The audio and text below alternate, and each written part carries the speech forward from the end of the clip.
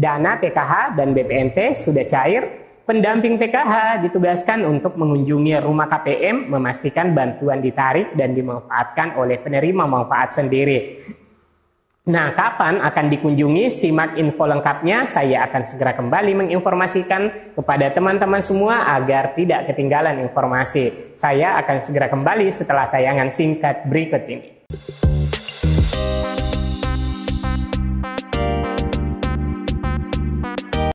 Assalamualaikum warahmatullahi wabarakatuh. Halo semua teman-teman, semoga kabar hari ini selalu menyenangkan di tengah cuaca yang mungkin ekstrim, dan semoga kita semua diberikan kesehatan dan kelapangan rezeki. Amin ya rabbal alamin. Di tengah kesibukan pendamping PKH melakukan kegiatan survei ground checking yang dijadwalkan tuntas hingga batas waktu 30 April, pendamping PKH ini melakukan survei ground checking untuk memperbaharui data sosial dan ekonomi masyarakat. Survei ini bertujuan untuk memastikan ketepatan sasaran penerima bansos.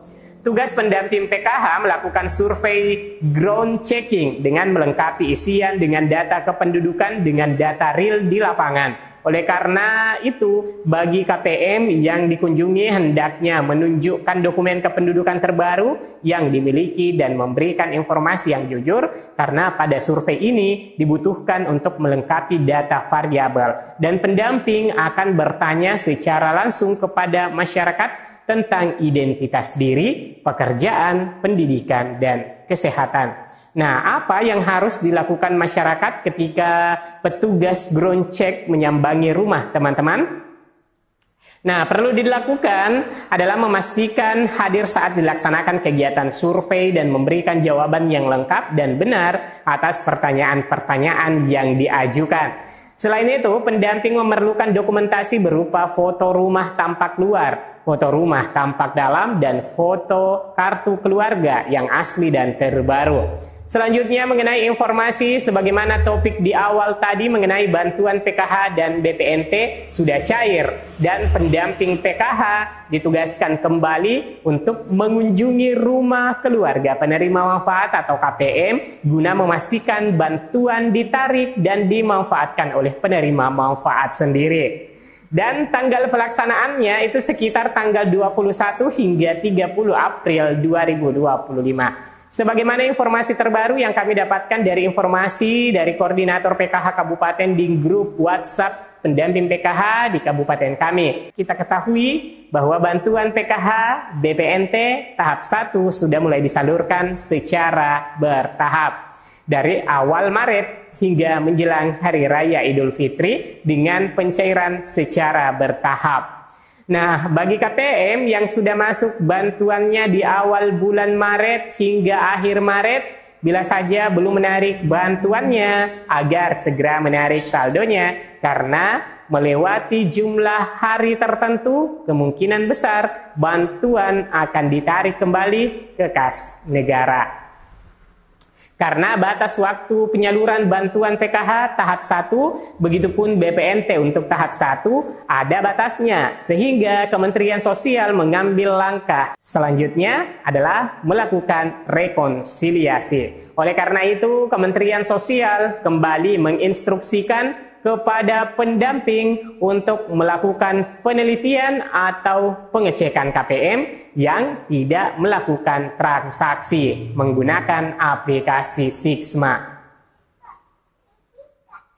Pendamping PKH se-Indonesia akan ditugaskan untuk melaksanakan penelitian atau pengecekan KPM tersebut.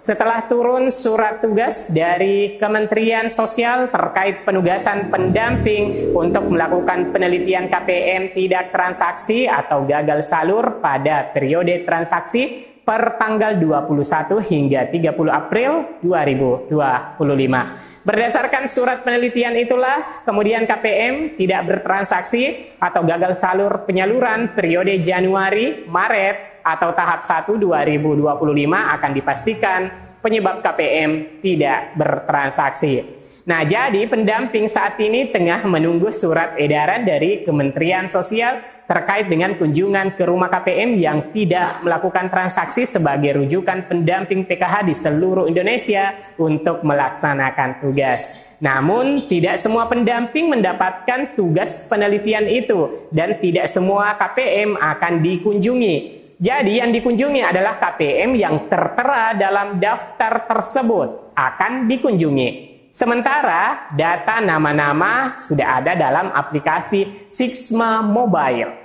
Pendamping akan turun langsung ke rumah keluarga penerima manfaat atau ke rumah KPM yang bersangkutan untuk memastikan apakah yang bersangkutan benar telah melakukan transaksi atau tidak.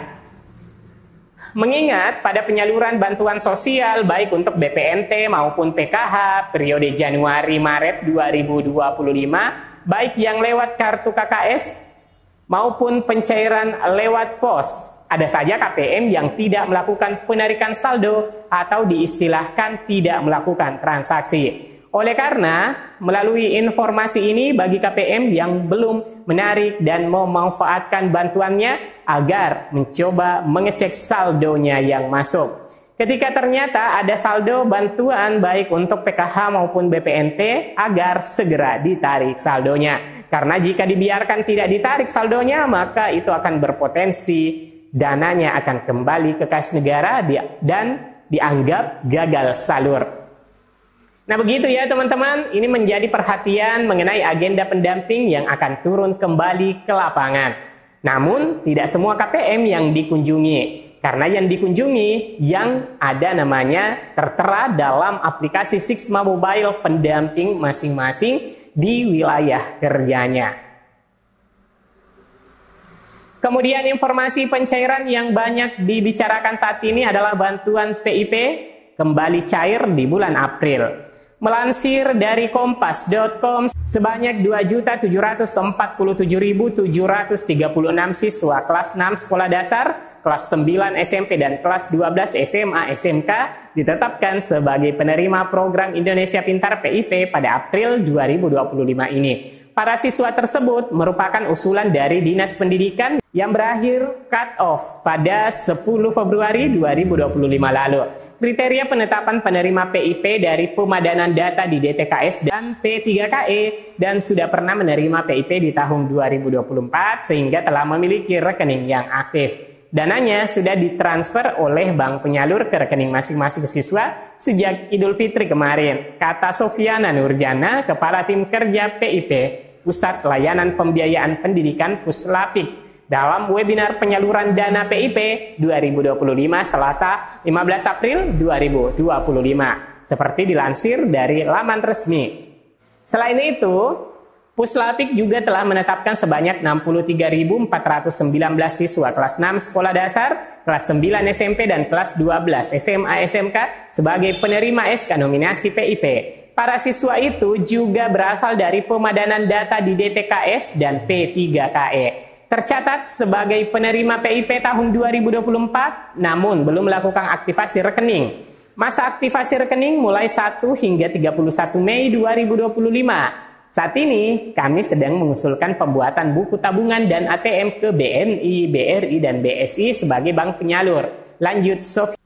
Kepada siswa yang telah menerima PIP, Sofiana menghimbau untuk menggunakannya untuk kebutuhan personal siswa yang terkait dengan pendidikan seperti untuk pembelian baju seragam, sepatu, tas, buku, atau bisa juga untuk membeli sepeda sebagai transportasi ke sekolah.